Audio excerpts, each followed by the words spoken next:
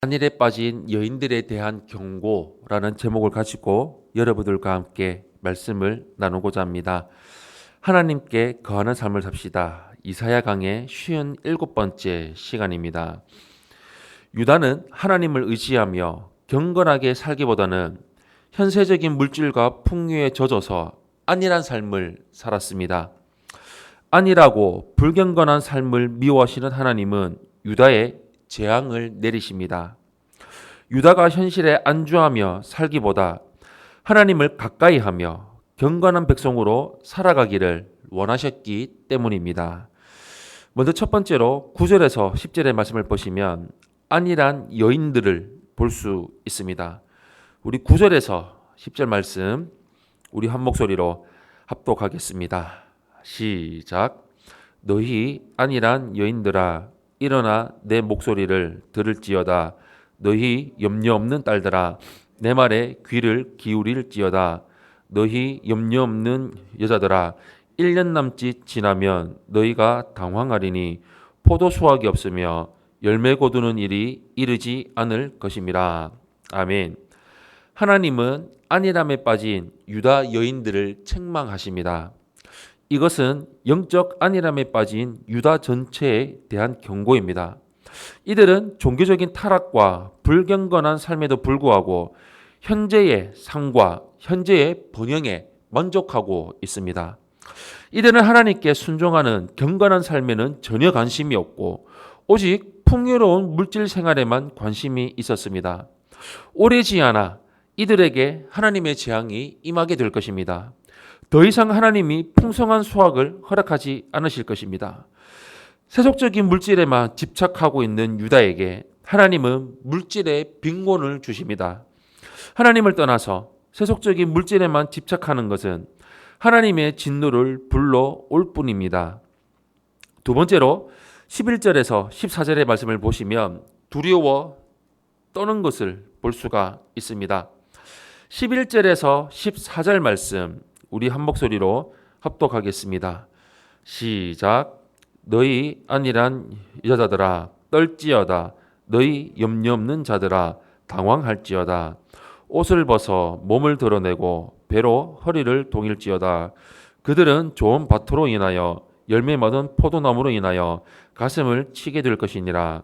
내 백성의 땅에 가시와 찔레가 나며 희랑의 서급 기뻐하는 모든 집의 날이니 대저 궁전이 폐함바되며 인구 많던 성읍이 적막하며 오벨과 망대가 영원히 굴혈이 되며 들나귀가 즐기는 곳과 양떼의 초장이 되려니와. 아멘. 선지자는 유다의 여인들에게 하나님의 재앙 앞에 두려워하며 떨 것을 명령하고 있습니다.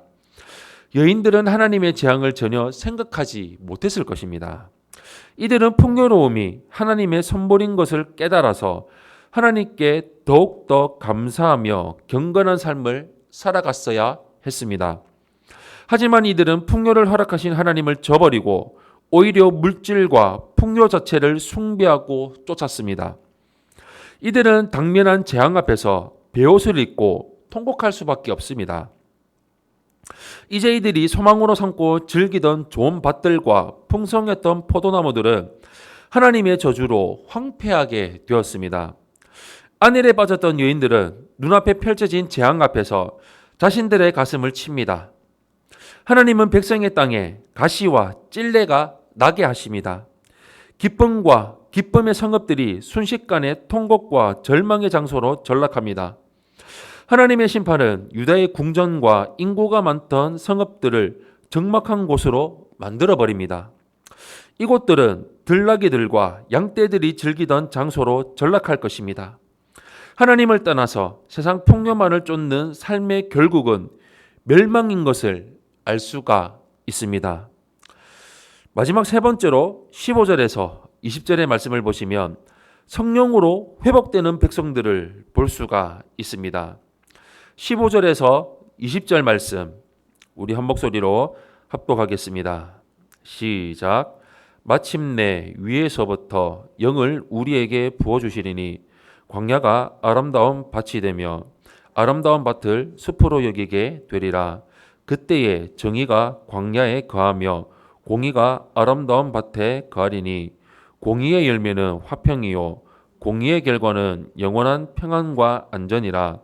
내 백성이 화평한 집과 안전한 거처와 조용히 쉬는 곳에 있으려니와 그 숲은 우박에 상하고 성읍은 파괴되리라. 모든 물가에 씨를 뿌리고 소와 너귀를 그리로 모는 너희는 복이 있느니라. 아멘. 그러나 심판 이후에 하나님은 당신의 백성을 회복해 주십니다. 하나님의 회복은 성령을 우리에게 부어주심으로 이루어집니다.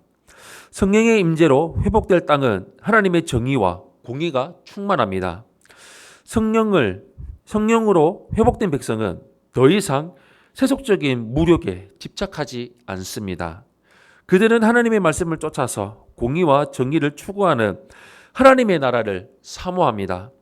이들의 삶에는 참된 평안과 화평이 있습니다.